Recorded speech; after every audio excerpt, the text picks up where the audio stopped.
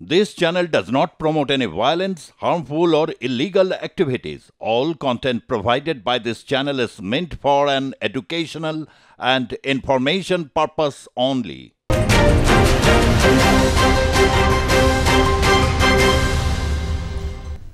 নমস্কার, আপনাদের সকলকে স্বাগত জানিয়ে শুরু করছি আজকের পর্বের জনমত। আমি সুজিত চট্টোপাধ্যায় রয়েছি আপনাদের সঙ্গে। আজকেও অবশ্যই বাংলাদেশের দিকেই চোখটা রাখতে হচ্ছে। বাংলাদেশের দিকে চোখ রাখছি এই কারণে যে অপারেশন ডেভিল হান্ট জোর কদমে চলছে। ঢাকা তো ব্যতি রেখে গাজীপুর দিয়ে শুরু হয়েছে, তারপর রংপুর, সিলেট, ফরিদপুর, বরিশাল, সর্বত্র এবং প্রায় ১৩০৮ জনের মতো গ্রেপ্তার হয়েছে। গ্রেপ্তারের সংখ্যাটা নিঃসন্দেহে বাড়ছে, প্রত্যেক দিনই বিভিন্ন ক্ষেত্রে এটা বৃদ্ধি পাচ্ছে এবং বেশিরভাগ ক্ষেত্রে যারা গ্রেপ্তার হচ্ছেন তারা আওয়ামী লীগেরই কর্মী, স্থানীয় স্তরের নেতা, বেশিরভাগের ক্ষেত্রেই এই দেখা যাচ্ছে। এবং কোথাও একটা জায়গায় প্রশ্ন যে আওয়ামী লীগকে কি নিষিদ্ধ ঘোষণা করতে চলেছেন ডক্টর ইউনূস? কোথাও কি বিএনপিকে বাগে আনতে চাইছেন এবং তার সহমতি পেয়ে গেলেই আওয়ামী লীগকে নিষিদ্ধ ঘোষণা করে কোথাও একটা জায়গায় নির্বাচনের দিকে এগিয়ে নিয়ে যাওয়া এবং সেক্ষেত্রে একটা বড় রকমের পদক্ষেপও হলো।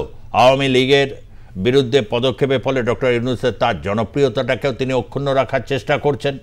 কিন্তু সমস্তগুলো মিলিয়ে পরিস্থিতি এখন যে জায়গায় দাঁড়িয়ে রয়েছে তাতে বলা যায় যে বিএনপিও নাছোড়বান্দা। তারাও ১২ই ফেব্রুয়ারি থেকে অর্থাৎ বুধবার থেকে তারাও নামছেন হচ্ছে রাজপথের আন্দোলনে। তাদের একটাই বিষয়, দ্রুত নির্বাচন। তার কারণ তারা বুঝতে পারছেন যে ডক্টর ইউনূসের মতিগতি তাদের কাছে খুব একটা সুবিধার ঠেকছে না। আওয়ামী লীগকে কবজা করার নামে যে বিএনপি উপরেও যে ভবিষ্যতে একের পর এক পদক্ষেপ এবং যে প্রতিশ্রুতিগুলো দেওয়া হচ্ছে সেই প্রতিশ্রুতিগুলো থেকে বেরিয়ে এসে নির্বাচন প্রলম্বিত করা এবং সংস্কার কার্য চালিয়ে যাওয়ার নামে অনন্তকাল অপেক্ষা করতে বিএনপি রাজি নয়। তারা চান যে সংসদ তৈরি হলে তারা গোটা বাংলাদেশের সংস্কার বা যাবতীয় যে বিষয়গুলো তারা সম্পন্ন করবেন, অর্থাৎ নির্বাচনে জিতে আসার ব্যাপারে তারা আত্মপ্রত্যয়ী। যে কারণে বিএনপি ১২ তারিখ থেকে তারা জানিয়েছেন বাংলাদেশের এই রাজনৈতিক গতি প্রকৃতি, অপারেশন ডেভিল হান্ট বা বাংলাদেশের এই রাজনীতি নিয়ে বাংলার যে সমস্ত অগ্রগণ্য চ্যানেলগুলোর মধ্যে আর+ নিউজ বারবার করেই এই বিষয়কে নিয়ে আসছে। তার কারণ প্রতিবেশী রাষ্ট্রে যে কোনো ধরনের নৈরাজ্যের পরিস্থিতি বা এমন কিছু কাণ্ড কারখানা যা ভারতবর্ষের উপর ইতিমধ্যে প্রত্যক্ষ প্রভাব পড়েছে এবং বিদেশ মন্ত্রক ভারতের বারবার তারা বিবৃতি দিয়েছেন। এই সমস্ত কিছুকে মিলিয়ে আজকের আমরা যে আলোচনা থাকবো সেই আলোচনায় আমাদের সঙ্গে আজকে যোগ দিয়েছেন ভারতীয় জনতা পার্টির বিধায়ক, বাঁকুড়া থেকে নির্বাচিত যিনি বিধায়ক নীলাদ্রি শেখর দানা, তিনি রয়েছেন।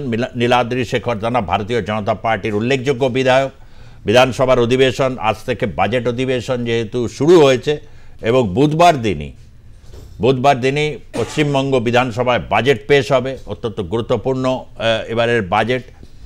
এবং তার সাথেই রয়েছেন বিশিষ্ট রাজনৈতিক বিশ্লেষক হিসাবে রয়েছেন রতন হাতি, যিনি বাংলাদেশে বহুবার বাংলাদেশ তিনি গেছেন এবং তার সাথে বিভিন্নভাবে বাংলাদেশের যে যোগসূত্র এবং সেই রাজনীতিকে যে গভীরভাবে পর্যবেক্ষণ তিনি করছেন, বারবার করে তিনি স্টুডিওতে সেগুলো এসে বলেছেন। এবং রয়েছেন রাষ্ট্রবিজ্ঞানের বিশিষ্ট অধ্যাপক, কল্যাণী বিশ্ববিদ্যালয়ের ডক্টর প্রদীপ চট্টোপাধ্যায় ভার্চুয়ালি আমাদের সঙ্গে রয়েছেন। তিনজনকেই আমি স্বাগত জানিয়ে আমি প্রথমে নীলাদ্রি শেখর দানা আপনাকে দিয়ে শুরু করতে চাই। এই যে বাংলাদেশের এই পরিস্থিতি নিয়ে বিদেশ মন্ত্রকও বিবৃতি দিয়েছে, যেটা হয়েছে গাজীপুরের ঘটনা বা হচ্ছে ৩২ ধানমন্ডিকে গুড়িয়ে ধ্বংস করে দেওয়ার পর বাংলাদেশের রাজনীতি উত্তাল হয়েছে। আওয়ামী লীগকে মূলত কবজা করার জন্যেই অনেকেই বলছেন সেটা যে অপারেশন ডেভিল হান্ট, কিন্তু সেখানকার রাষ্ট্রপক্ষের বক্তব্য হচ্ছে বাংলাদেশে আইনের শাসন ভেঙে পড়েছে, সেই আইনের শাসনকে পুনঃপ্রতিষ্ঠা করতে চাইছেন। এমতো পরিস্থিতিতে ভারত যে পন্থা অবলম্বন করেছে বা বাংলাদেশে যে অবস্থা রয়েছে সেখানকার সংখ্যালঘুদের উপর ধারাবাহিক নির্যাতনের ঘটনা বারবার এসছে, কিন্তু তারা একক প্রচেষ্টায় তাদের লড়াইটাকে অক্ষুণ্ণ রেখেছেন। আপনিও এই ব্যাপারটা অবহিত রয়েছেন, সিনিয়র লিডার, বহু ঘাত প্রতিঘাত আপনি দেখেছেন। অর্থাৎ পশ্চিমবঙ্গ রাজ্য বিজেপির স্ট্যান্ড পয়েন্টটা এই ক্ষেত্রে কি? সেটা কি মানে কেন্দ্রের যে স্ট্যান্ড পয়েন্ট, সেই স্ট্যান্ড পয়েন্টকেই হচ্ছে জোরদার করা?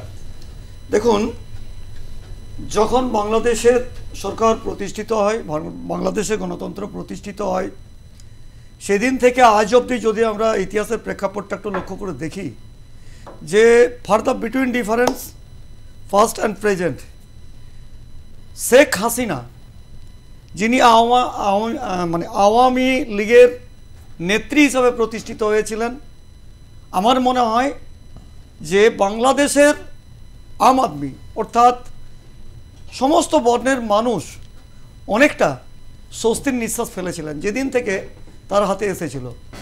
আমরা পূর্বতন দেখেছি যে আমাদের বঙ্গবন্ধু শেখ মুজিবুর রহমান তার নেতৃত্বে তিলে তিলে যেভাবে বাংলাদেশকে গঠনের পথে গঠিত করেছিলেন, সেই দিনকে এপার বাংলার যারা আজকে আমাদের সনাতনী বা হিন্দু যারা বাঙালি রয়েছে, তাদেরও বদান্যতাটা কম নয়।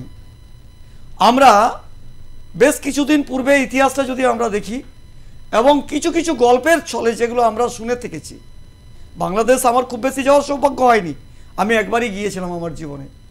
তো সেই সমস্ত বয়স্ক মানুষরা যারা এখনো পর্যন্ত রয়েছেন আমাদের এপার বাংলাতে, তারা কিসের জন্য ওখান থেকে চলে এসছেন? একটা সময় যখন স্বাধীনতা পায়নি, ৭২-এর আগে একটু চিন্তা করে দেখুন, তারা কিভাবে কি বিভৎস অবস্থাতে সেখান থেকে ছুটে চলে আসতে বাধ্য হয়েছিলেন। এবং শুধু বাংলাদেশ নয়, আজকে বাংলাদেশ একটা সরকার তৈরি হয়েছে, গণতন্ত্র প্রতিষ্ঠিত হয়েছে, কতটা গণতন্ত্র ভুলুণ্ঠিত হচ্ছে সেটা মানুষ দেখতে পাচ্ছে। আপনারা টিভি চ্যানেলের মধ্যে দিয়ে দেখাচ্ছেন, সোশ্যাল মিডিয়ার মধ্যে দিয়ে দেখাচ্ছেন। যে কথাটা আমি বলতে চাই যে আজকে সেই আওয়ামী লীগ এবং বিভিন্ন দিনে ISIS, তাদের যে সন্ত্রাস, আল কায়দা, নিউ জামায়াত মুজাহিদিন, 90 DNB, শাহাদাত উল হিকমা এবং জামায়াত মুজাহিদিন, এই যে বিভিন্ন যে তার সংগঠন, তাদের যে সন্ত্রাসবাদ, তাদের যে সন্ত্রাস, তাদের একটাই লক্ষ্য যে এখানটাকে শক্তিকে কায়েম করা। কাদের সে শক্তি? এর পিছনে দেখুন একটা সন্ধি রয়েছে অন্য একটা দেশের, পাকিস্তান। বলতে কোনো আপত্তি নেই, পাকিস্তানের মাথার উপরে হাত কাঁধা রয়েছে, চীনের রয়েছে। তাদের উদ্দেশ্যটা কি? একটার পর একটা। আজকে একটা চ্যানেলে আমি দেখলাম, সত্য কথা উদ্ঘাটিত করেছে IRI। এই IRIটা কি? একটা হচ্ছে একটা NGO, তারা র্যাকেট চালাচ্ছে সারা ওয়ার্ল্ড ব্যাপী। তাদের অভিসন্ধিটা কি? এক একটা ভূখণ্ডকে দখল করা। কারা দখল করবে? কাদের হাত দিয়ে দখল করবে?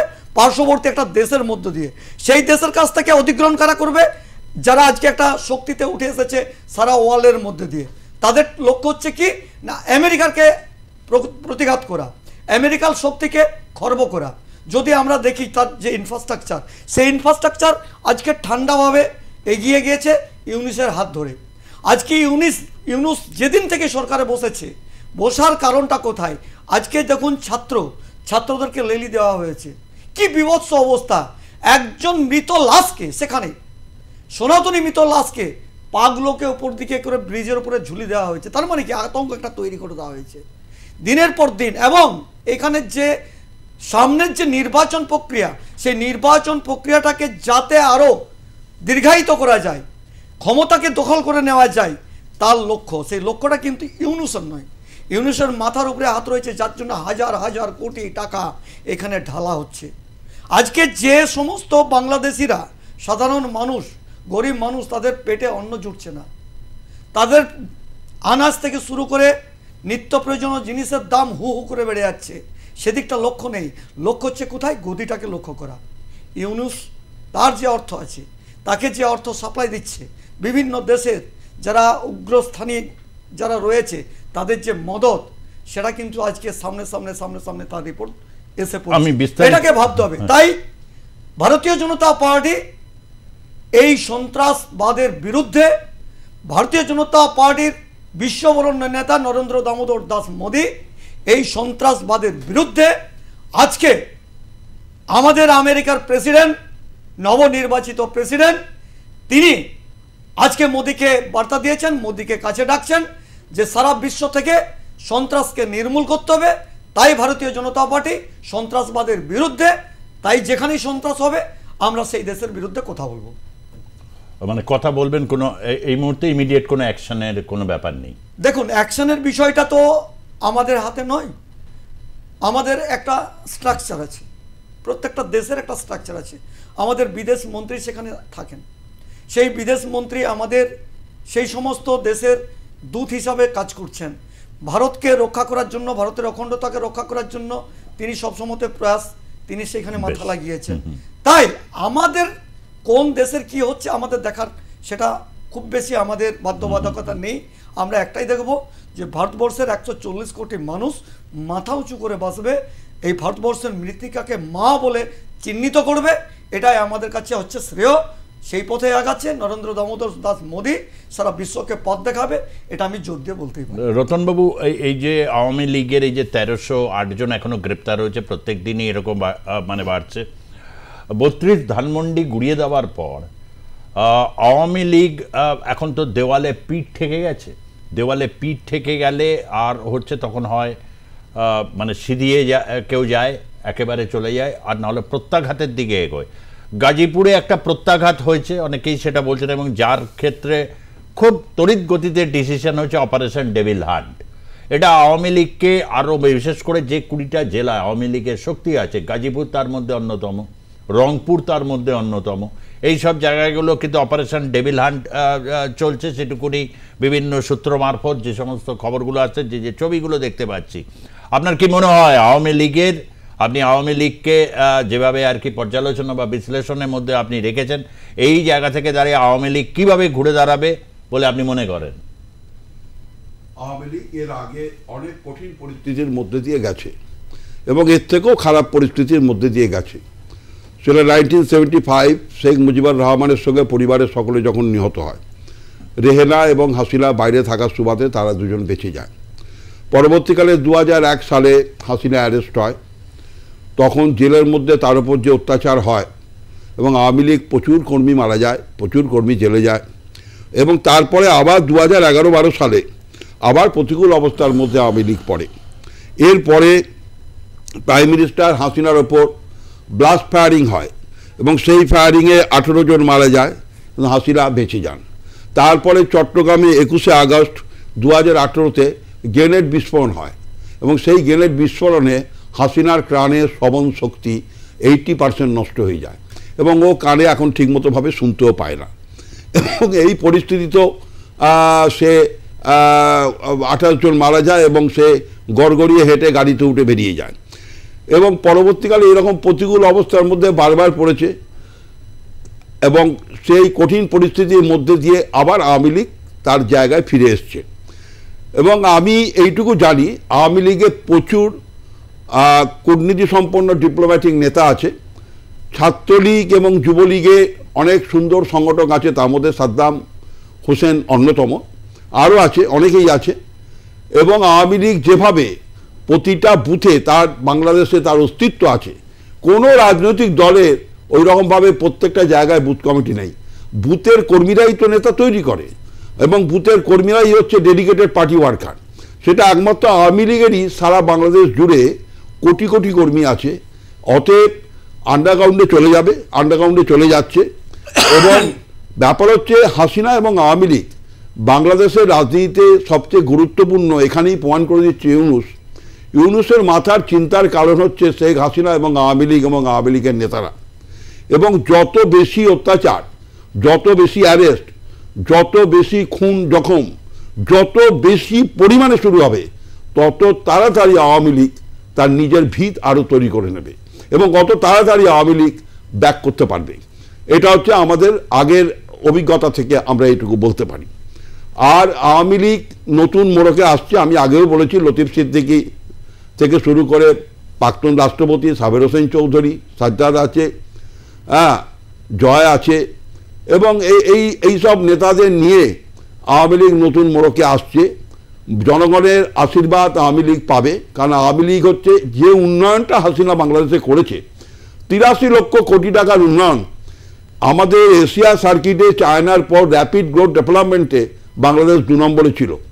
অতএব এই উন্নয়নের স্বাদ কিন্তু হাসিনা দিয়েছে, 83 লক্ষ কোটি টাকার BOT, build operate and transfer, ঠিক আছে, এবং এই উন্নয়নও হাসিনাকে আবার সমহিমায় আবার ফিরিয়ে আনবে বলেই আমার বিশ্বাস। আমি একটা কথা বলি আমি সুজিত বাবু, এই যে আজকের যে ঘটনাগুলো চলছে, ঘটনার পরিপ্রেক্ষিত নিশ্চয়ই একটা কোনো না কোনো দেশের একটা হাত রয়েছে।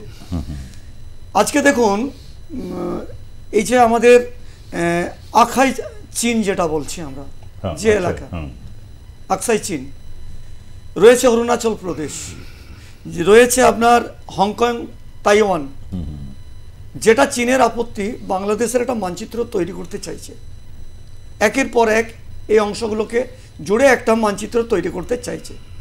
আর যখনই এটাকে চাইছে তখনই চীনের এটা কিন্তু নজর পড়ছে যাতে এটা থেকে বিচ্ছিন্ন করা যায়।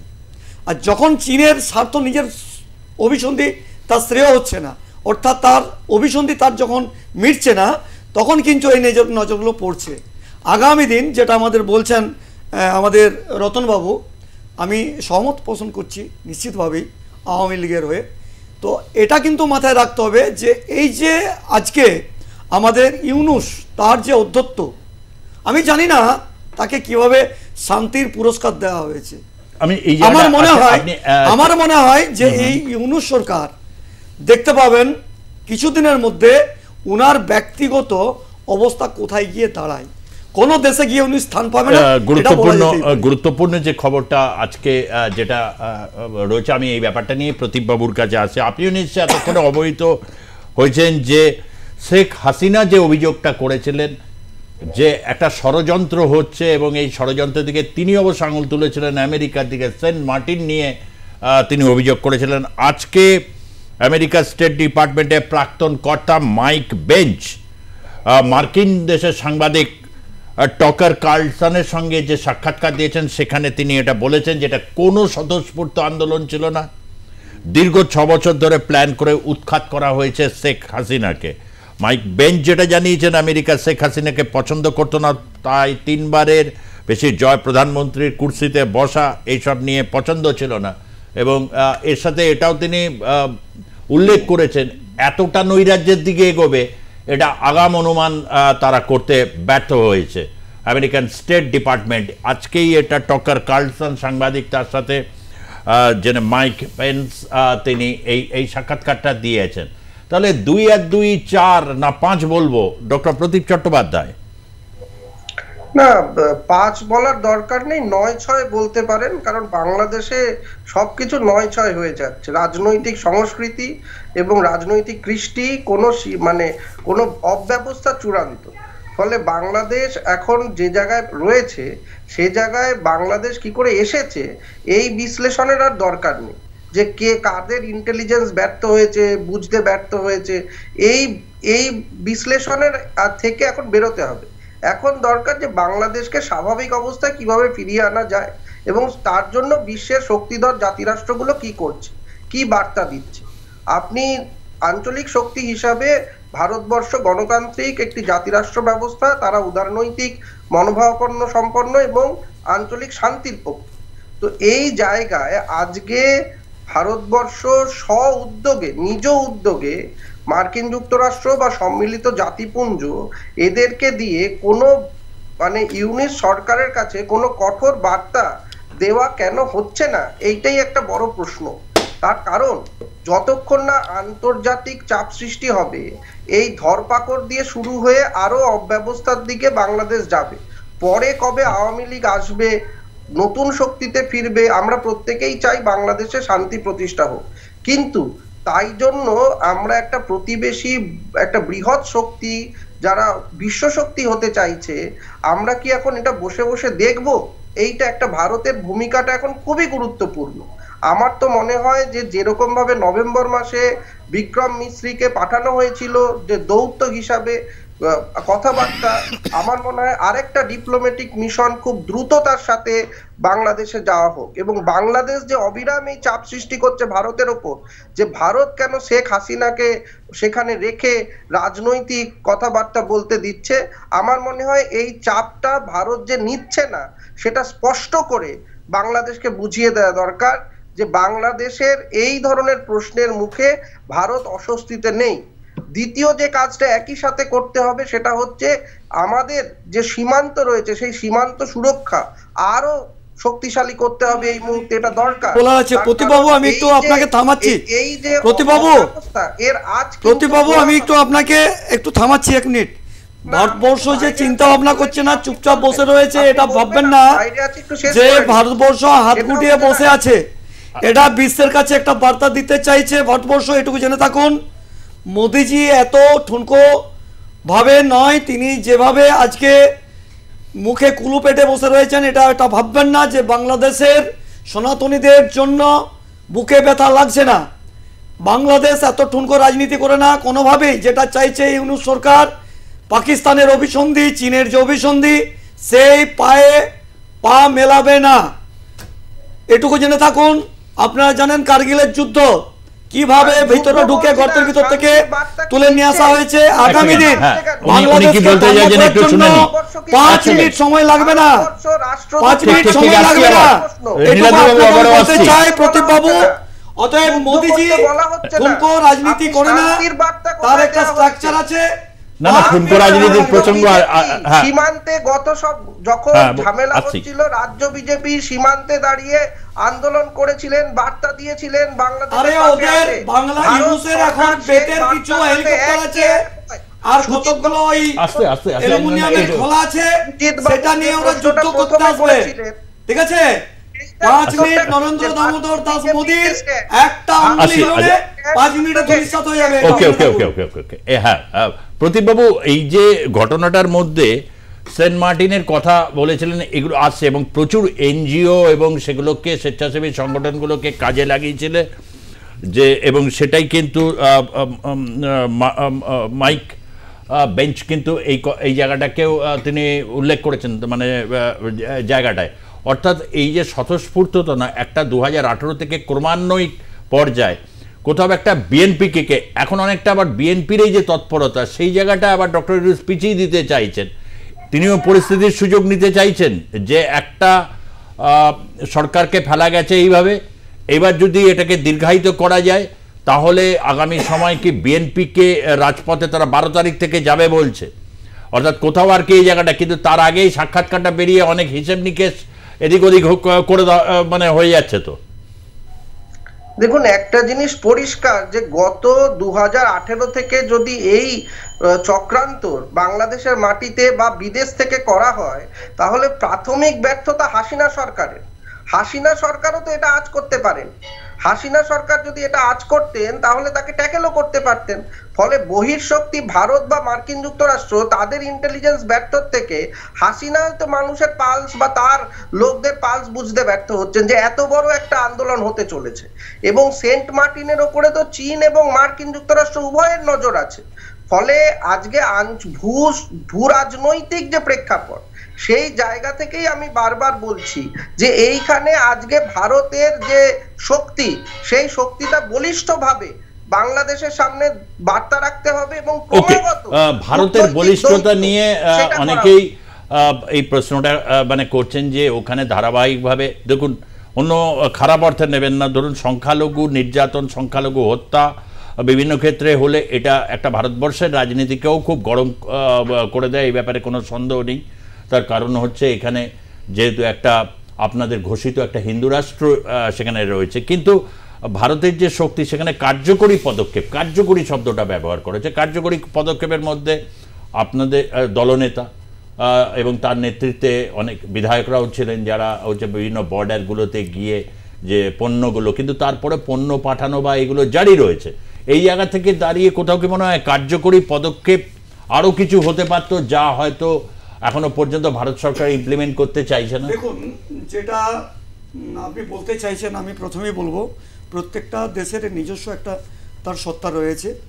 যে সমস্ত বর্ডার লাইনগুলো রয়েছে, যেমন আমাদের সম্মানীয় প্রধানমন্ত্রী মহোদয়, তিনি বিএসএফের উপরে প্রচণ্ড গুরুত্ব দিয়েছেন বর্ডারগুলোতে। কেননা এই যে চোরাচালান, সন্ত্রাসবাদীদের মানে আকছার যাওয়া আসা বর্ডার পেরিয়ে, সেখানে আমাদের ধরুন এই পশ্চিমবাংলার একটা বর্ডারের মধ্যে অস্থিরতা তৈরি করা। আমরা যেভাবে দেখলাম বাংলাদেশের বর্ডারে যেভাবে আজকে বাংলাদেশ সেই সমস্ত সন্ত্রাসবাদীরা একটা অস্থিরতা তৈরি করার চেষ্টা করছে, ত্রিপুরার বর্ডারের চেষ্টা করছে, তো একটা সরকারকে এগিয়ে আসতে হবে। প্রত্যেকটা ফেডারেল স্ট্রাকচার অনুযায়ী প্রত্যেকটা স্টেটের একটা করে তার দায়বদ্ধতা থাকে সরকারের প্রতি। কীরকম, আজকে ওখান থেকে যে জমি দেওয়ার কথা ছিল রাজ্যের কাছে চাওয়া হয়েছিল, আমাদের এখানে আমাদের বিরোধী দলনেতা সম্মানীয় শুভেন্দু অধিকারী মহাশয় বারংবার বিধানসভার ভিতরে এটা বলেছেন, মুখ্যমন্ত্রীর নজরে নিয়ে আসার জন্য আলোকপাত করেছেন, আমরা সেখানে চিল্লাচিল্লি করিয়েছি এবং বিগত যে আমাদের অ্যাসেম্বলি হয়েছে সেখানেও আমরা বলেছি যখন বাদল অধিবেশন হয় যে বর্ডারগুলো যদি আমাদের সুরক্ষা যদি না থাকে, হয়তো এখানে পশ্চিমবাংলার মুখ্যমন্ত্রী বলবেন যে বিএসএফ দেখেন কেন্দ্র, নিশ্চিতভাবেই কেন্দ্র দেখে, কিন্তু কেন্দ্রকে তো সহযোগিতা করতে হবে। আজকে পশ্চিমবাংলার এই বিধানসভা অধিবেশন আজকে শুরু হয়ে তার আগে কিন্তু জমি দেওয়া হয়েছে, এটা জানিয়ে বিএসএফ জানিয়ে দিয়েছে।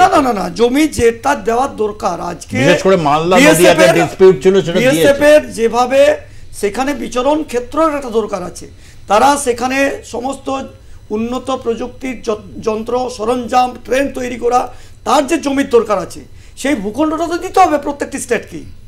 আমার দেশের যে সমস্ত বর্ডার লাইনগুলো রয়েছে, পাকিস্তান বাংলাদেশের যে সমস্ত ভূখণ্ড বর্ডারগুলো রয়েছে সেখানে জমি দিতে হবে। সেই জন্য জমির জন্য আগে চেয়েছিলেন আমাদের দেশের প্রধানমন্ত্রী, আমাদের বিদেশ মন্ত্রক বারবার নোটিফিকেশন করেছেন আমাদের পশ্চিমবাংলার মুখ্যমন্ত্রীকে, দেননি। তার কারণ হচ্ছে কি, এই যে ভোট একটা রাজনীতি, এটা বুঝতে হবে। ওখান থেকে এই শরণার্থী অনুপ্রবেশ তারা আকছারভাবে এখানে চলে আসছে, চলে আসছে। শরণার্থীদেরকে তো আমরা বলেছি যে নিশ্চিতভাবে শরণার্থীদের আমরা পুনর্বাসন দেব, তাদেরকে আমরা কাগজপত্র নিশ্চিতভাবে যাব যারা আমাদের সনাতনী রয়েছে, কিন্তু যারা এই রাজ্যের মধ্যে ঢুকে দেশের অস্থিরতা তৈরি করতে চাইছে, বিভিন্ন ক্ষেত্রে বোম ব্লাস্টিং করতে চাইছে, মানুষ মারতে চাইছে, জেহাদিদের একটা আঁতুড়ঘর তৈরি করতে চাইছে এবং তাদেরকে আশ্রয়দাতা প্রশ্রয়দাতা এই পশ্চিমবাংলার যিনি ক্ষমতার অলিন্দে বসে রয়েছেন তার যে সমর্থন রয়েছে, তার যে আশীর্বাদের হাত রয়েছে, এইটাকে আগে বন্ধ করতে হবে। নইলে আগামী দিন দেখতে হবে যেভাবে বাংলাদেশ হচ্ছে ঠিক সেইভাবে হবে আমাদের এই পশ্চিমবাংলা। তার আর বেশি দেরি নেই। সেটার জন্য আমাদের যশস্বী প্রধানমন্ত্রী তিনি প্রত্যেকটা স্টেটকে বার্তা দিয়েছেন। আমাদের বিরোধী দলনেতা তিনি বারংবার এই বিধানসভার কক্ষে দাঁড়িয়ে গোলা ফাটিয়ে চিৎকার করেছেন এবং তার জন্য অবজেকশন জারি করেছেন।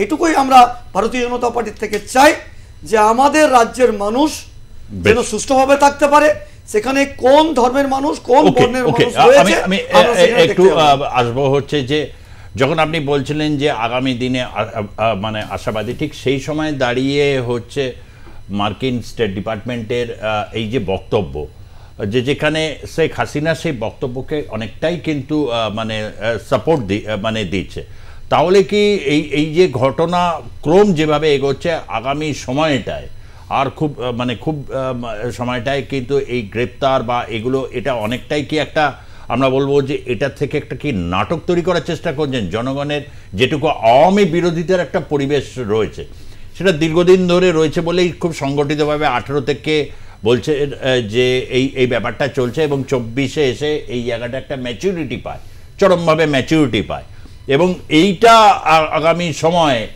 যেটা আসছে সেটা ডক্টর ইউনূসকে এই ধরপাকড়, এই যে অপারেশন ডেভিল হান্ট, এটাই কার্যত সেনাবাহিনীর খুব একটা বিশেষ অনুমোদন নেই, তিনি ওই বিভিন্ন এদের দিয়ে এটা করছেন, এটা খুব একটা বিশেষ আওয়ামী লীগের ক্ষতি করবে বলে আপনি মনে করছেন না? আমি বলছি, শুরু করছি, আমি একটু ডিপ রুট অ্যানালিসিসে যাব। আলোচনাটায় বাংলাদেশে এই সরকারকে আমাকে দেখতে হবে এর সাপোর্টিং পকেট কি কি আছে।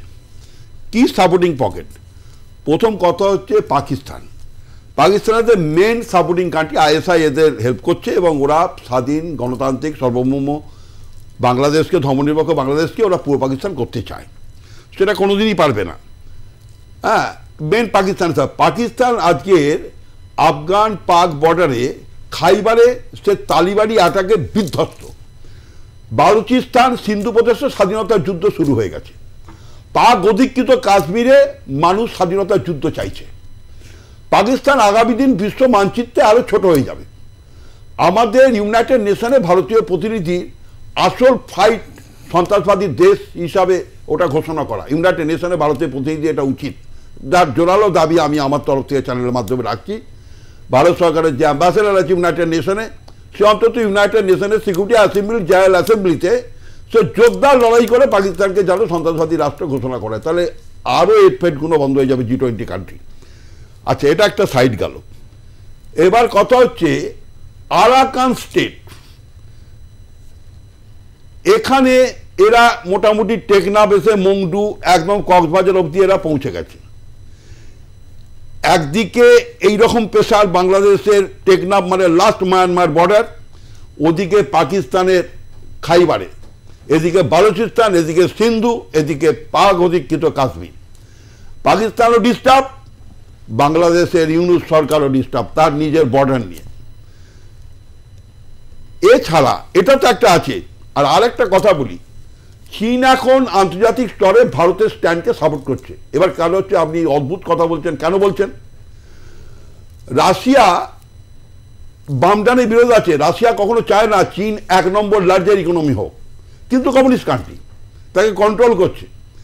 ব্রিক্সে রাশিয়াকে ধরেছে চায়না যে আমার এই সাবকন্টিনেন্টে ভারতের বিরোধিতা করতে গিয়ে বিওটিতে এবং এছাড়া সব লোনে আমি প্রচুর টাকা ফাঁসিয়ে দিয়েছি, আমি পুতিন সাহেব আপনি আমাকে বাঁচান, আমি ওই টাকা তুলবো কি করে? আমার তো সাবকন্টিনেন্ট হাতছাড়া হচ্ছে, তাহলে আমি ওই টাকা তুলবো কি করে? ভারতের সঙ্গে আমার সম্পর্কটা ভালো করে দিন। ভারতের সঙ্গে সম্পর্কটা রাশিয়ার মাঝখানে থেকে ভালো হয়েছে এবং অজিত ডোভালও গেছে এবং তার আগেতে আরও অনেক কূটনৈতিক মিশন হয়েছে এবং লাইন অফ কন্ট্রোল থেকে সেনাও সরে গেছে প্রচুর জায়গা থেকে, লাইন অফ কন্ট্রোল থেকে। ভারতের স্ট্যান্ডকে এখন সমর্থন করছে, ওই জায়গাটা চায়নার সাপোর্ট পাকিস্তানও পাচ্ছে না। এবং এই তালিবানের ব্যাপারটায় চায়না কিছু করেনি, ভারতের স্ট্যান্ডকে সাপোর্ট করেছে। আরাকান ইস্যু তো সাইলেন্ট, ওরা জামাতের টিম পাঠিয়েছিল ইউনিট, চায়না তাড়িয়ে দিয়েছে, এটা আপনি জানেন। তা পরিস্থিতিটা এই জায়গাটা আছে। পাকিস্তান এবার বিশ্বে 56টা মুসলিম কান্ট্রি আছে, তার মধ্যে অসংখ্য মুসলিম কান্ট্রি সন্ত্রাসবাদী দেশ ছিল। বিশ্ব গণতান্ত্রিক সাম্রাজ্যবাদী জনমতের চাপে আজকের বিশ্বের 2-3টে দেশ মাত্র সন্ত্রাসবাদী দেশ আছে মুসলিম কান্ট্রি, তার মধ্যে তুরস্ক একটা। তারা এদেরকে সমর্থন করে ইউনিসের সমর্থনের সংখ্যা কম।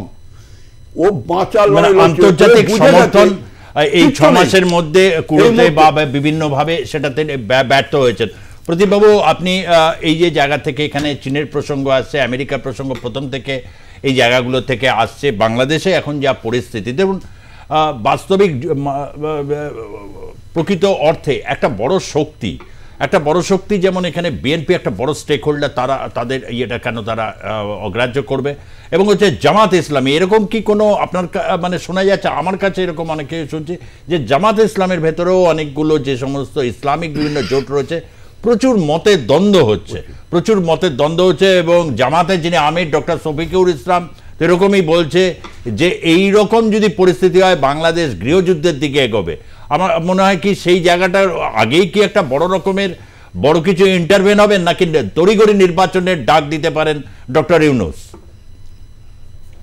দেখুন, ইউনিস সরকার তারা নির্বাচনের ডাক এখনই দেবে না, তার কারণ তারা সম্পূর্ণভাবে তারা চাইছে নতুন একটা রাজনৈতিক দল করতে এবং রাজনৈতিক দলের ফরমেশনটা যতক্ষণ না কংক্রিটলি হচ্ছে ততক্ষণ তারা নির্বাচনের ডাক দেবে না। এক, দ্বিতীয়, আপনি একদম যথার্থভাবেই বলেছেন যে বিএনপি একটু শিবিরে মেঘ দেখছে, যে তারা মনে করছে যে আওয়ামী লীগের ওপরে যা যা ঘটছে পরবর্তী সময় তাদের ওপরেও এটা ঘটতে পারে এবং এই আজটা তারা প্রথম থেকেই করেছিল। সেই জন্য প্রথম থেকেই আওয়ামী লীগ নিষিদ্ধ হোক এই যে জায়গা বা নির্বাচন আওয়ামী লীগ ছাড়া করার দরকার নেই, এইটা কিন্তু বিএনপি প্রথম থেকেই তাদের স্ট্যান্ড ছিল।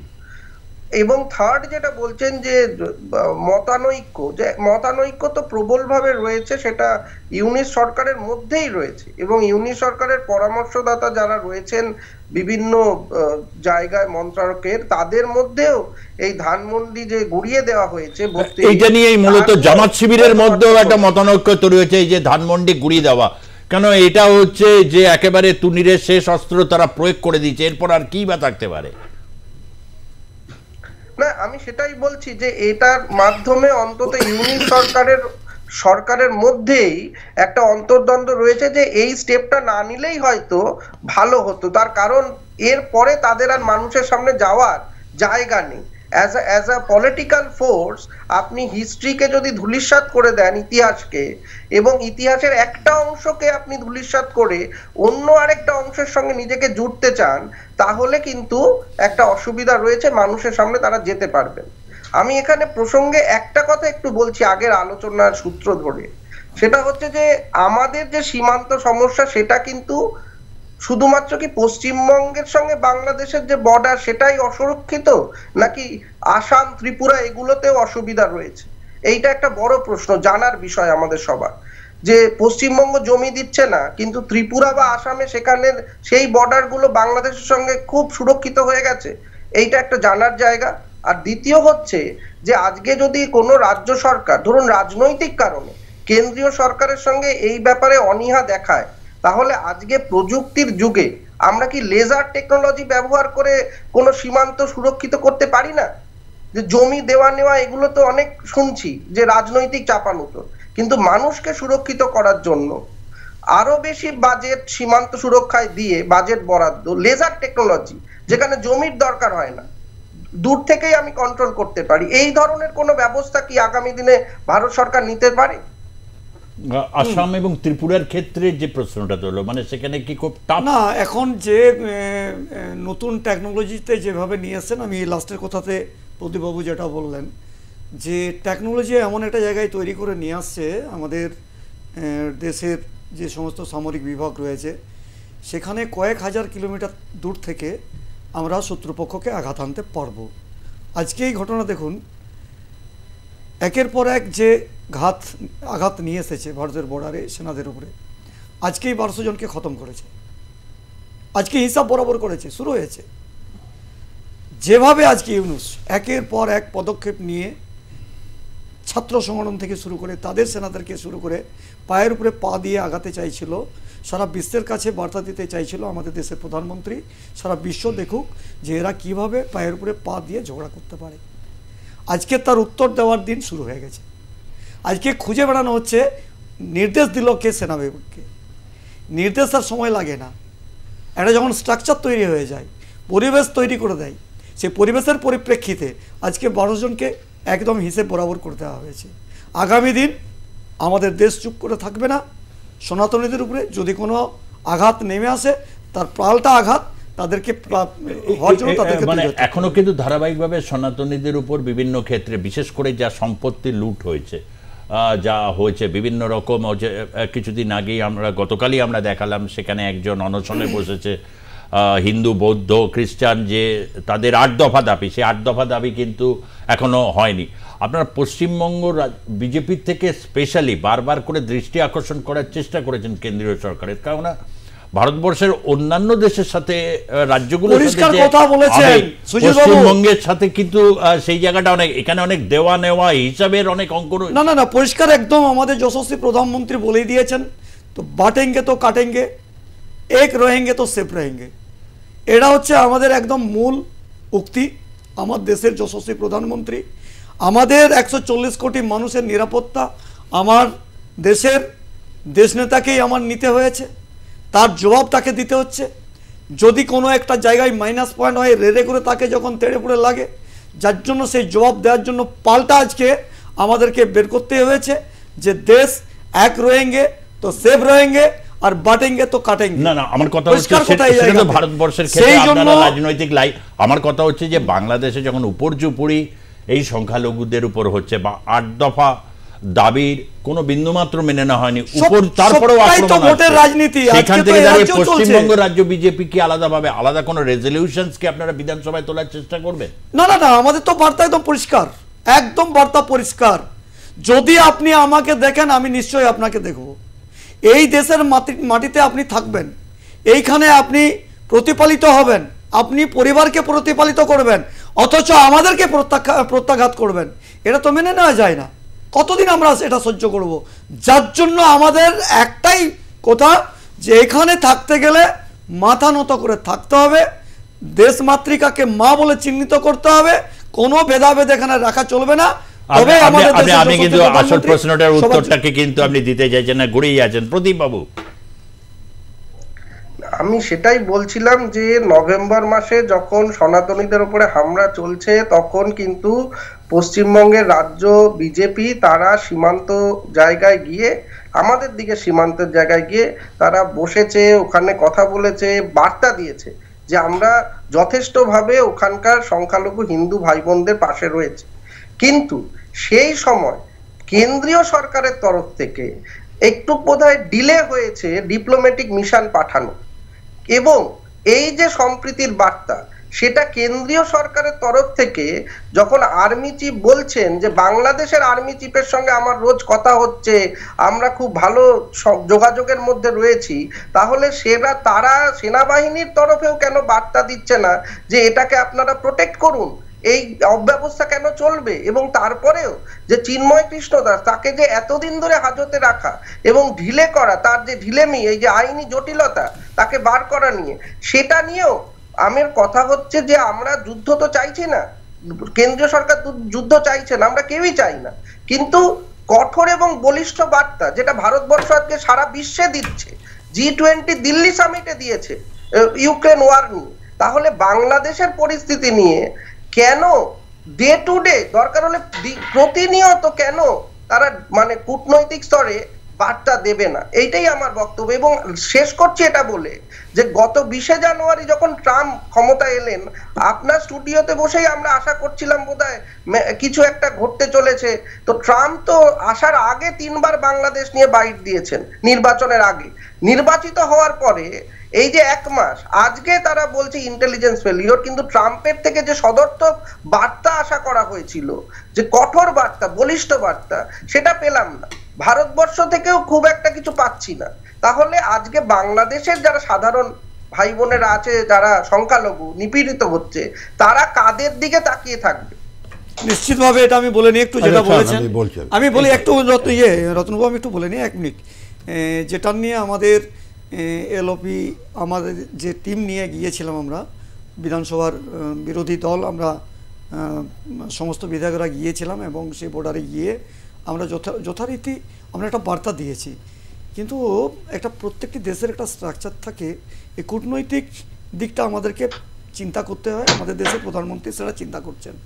আমরা যদি কালকে একটা প্রত্যাঘাত নিয়ে চলে আসি, যারা এইখানে সনাতনীদের বা সংখ্যালঘুদের উপরে যেভাবে তাদের উপরে অত্যাচার করছে, তাহলে এখানে হয়তো অনেক মানুষের প্রাণও ঘটতেই পারে। একটা যখন যুদ্ধের দিকে আমরা চলে যাব, একটা মানে কি বলবো, এটা মানে রাসলি যদি আমাদের একটা ধরতেই হয়, প্রত্যাঘাত আমাদের যদি ধরতেই হয়, যারা এই সমস্ত সন্ত্রাসবাদকে প্রশ্রয় দিচ্ছে, মাথাচাড় দিচ্ছে, মানুষকে খুন করছে, মারছে, সেখানে অনেক মানুষ মারা যাবে। অন্যান্য দেশগুলো তখন বলবে, হাত তুলে দেবে আমাদের সম্মানীয় প্রধানমন্ত্রীর উপর। সেইটুকু সময়ের জন্য আগামী দিন আমাদের ট্রাম্প সাহেব আমাদের দেশের প্রধানমন্ত্রীকে ডেকেছেন, নিশ্চয়ই আলোচনা হবেন এবং দীর্ঘ আলোচনা হবে। আলোচনার পরে নিশ্চিতভাবে বুঝতে পারা যাবে আজকে যারা বুঝছে না, আজকে যারা হাপিত্তেস করছে, কেন আমাদের দেশের প্রধানমন্ত্রী এখনো চুপ রয়েছে, সেদিন কিন্তু ফল পাওয়া যাবে। বেশ, কি বলতে চাইছেন বলুন। প্রথম কথা হচ্ছে, আমি চিন্ময় প্রভুর ব্যাপারে বলতে চাই, আজকেরই আমার সঙ্গে আওয়ামী লীগের কথা হয়েছে নেতৃবৃন্দের ওভার টেলিফোন। আমি ওদেরকে একটাই কথা বলেছি যে আন্তর্জাতিক আদালতে তোমাদের যেতে হবে, নিজুম মজুমদার এবং পান্নাবাবুকে দিয়ে তোমরা ওখানে বেল পাবে না। তোমাদের বেল নিতে গেলে তোমরা এখানে আমাদের হরিশ থালবে এবং ফলি নরিম্যান সুপ্রিম কোর্টে এই 2জন উকিলের সাহায্য তোমরা নাও। এটা গেল প্রথম সাইড। 2 নম্বর হচ্ছে যে এলো আমাদের বর্ডারের নিরাপত্তার ব্যাপারটা এলো, যেটা এই আলোচনায় উনি বললেন বা সকলেই বললেন। বর্ডারের নিরাপত্তায় ভারতের A400 এবং পরবর্তীকালে 500 এয়ার ডিফেন্স সিস্টেম, আমাদের 4000 কিলোমিটার বর্ডার আছে পশ্চিমবঙ্গ, ত্রিপুরা এবং নর্দার্ন ইস্টার্ন স্টেট এবং আসাম, এবং সেই বর্ডার কিন্তু সেখানে এয়ার ডিফেন্স সিস্টেম রাখা আছে। এবং এছাড়া ইস্ট কোস্ট থেকে আরম্ভ করে এবং নৌবাহিনী পর্যন্ত প্রতিটা জায়গাতেই রয়েছে। এবং আগামী দিনে ভারতের নিরাপত্তা ব্যবস্থায় ভারত মানে নিরাপত্তার দিক থেকে খুবই ভালো জায়গা আছে। আর বাংলাদেশ, দেখো প্রশ্নটা একটা অন্য জায়গা থেকে, নিরাপত্তার সাথে ভারতের নিরাপত্তা, বাংলাদেশের নিরাপত্তার কোনো তুলনামূলক আলোচনা হয়ই না, এটা নিয়ে কোনো আলোচনার বিষয়ই নয়। বিষয়টা অবশ্যই হচ্ছে যে সেখানে সংখ্যালঘুর প্রশ্ন, সেই প্রশ্নটা করার চেষ্টা হচ্ছে। বাংলাদেশে এই মুহূর্তে অনেকগুলো সম্ভাবনার ক্ষেত্র তৈরি হয়েছে, যেমন আজকের যে ইন্টারভিউটা বেরিয়ে এসছে, যেটা যে শেখ হাসিনা যেটা বলেছিলেন সেটার একটা কোথাও মান্যতা পাচ্ছে বিগত সরকারের যিনি হচ্ছে স্টেট ডিপার্টমেন্টের সেক্রেটারি, তার কথা থেকে, যে এটি কোনো স্বতঃস্ফূর্ত আন্দোলন ছিল না। কিন্তু তারা বারবার বৈষম্য বিরোধী ছাত্র আন্দোলন থেকে শুরু করে বিভিন্ন সাংবাদিক মিডিয়া থেকে শুরু করে সর্বক্ষেত্রে তারা কিন্তু বারবার করে এটাই বলতে চেয়েছিল এটা একটি স্বতঃস্ফূর্ত আন্দোলন, খুনি শেখ হাসিনাকে সরিয়ে দেওয়ার জন্য মানুষের এটি একটি জনজাগরণ, যাকে তারা বিপ্লব বলে চিহ্নিত করেছিল।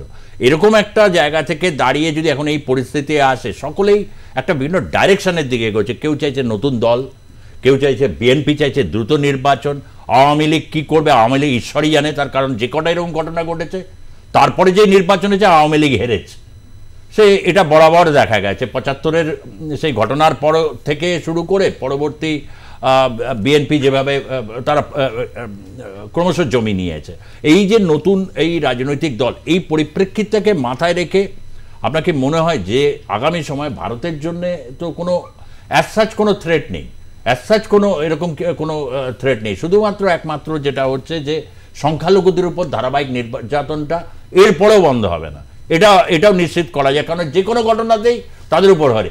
সেটার ব্যাপারে তো কি হতে পারে? বাংলাদেশে হিন্দু, বৌদ্ধ, খ্রিস্টান তাদের উপর অত্যাচার সাংঘাতিক মাত্রায় হচ্ছে। আজকে কোন সরকারের যদি উদারনীতি না থাকে, উদারনীতি বলে একটা জিনিস থাকে, সেই উদারনীতি একটা স্ট্রাকচার তৈরি করে দেয়। আজকে ভারতবর্ষের প্রধানমন্ত্রী, আমি বলছি কেন বারবার ভারতের কথা, আমাদের দেশের কথা তুলছি, আজকে দেখুন 1947 সালের পর ভারতবর্ষের যত প্রধানমন্ত্রী এসেছেন প্রাথমিক দিক থেকে, যখন ভারতবর্ষ খণ্ডন করা হয়েছে দ্বিজাতি তত্ত্বের ভিত্তিতে জওহরলাল নেহরু এবং মোহাম্মদ আলী জিন্নাহ, তাদের কোনো উদারনীতি ছিল না। পরিবারতান্ত্রিক একটা দল হিসাবে গঠন করে সেখানে পরিবারতন্ত্রভাবেই তাদের, ঠিক আছে, আজকে যেহেতু স্পেস নেই এটা নিয়ে এই রাজনৈতিক ভাবে এই আলোচনাটাকে ওইদিকে যাওয়া, কিন্তু আবারও আপনাদেরকে জানিয়ে রাখি এই মুহূর্ত পর্যন্ত 1308 জন গ্রেপ্তার হয়েছে।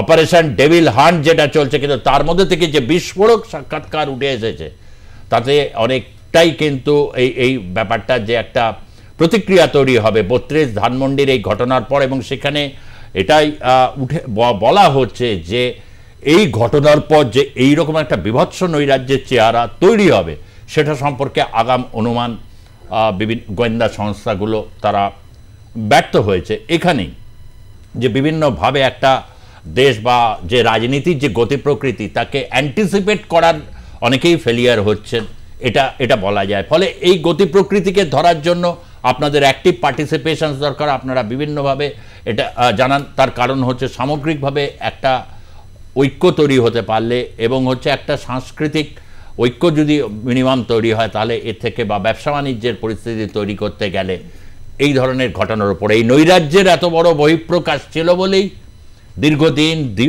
বিভিন্নভাবে আর+ নিউজের জনমতে এই অনুষ্ঠানকে করতে বাধ্য হয়েছে। তার কারণ সেখানে মানুষের প্রত্যেকটা ঘটনার আপডেটেড থাকাটা অত্যন্ত দরকার এবং সঠিক বিশ্লেষণ।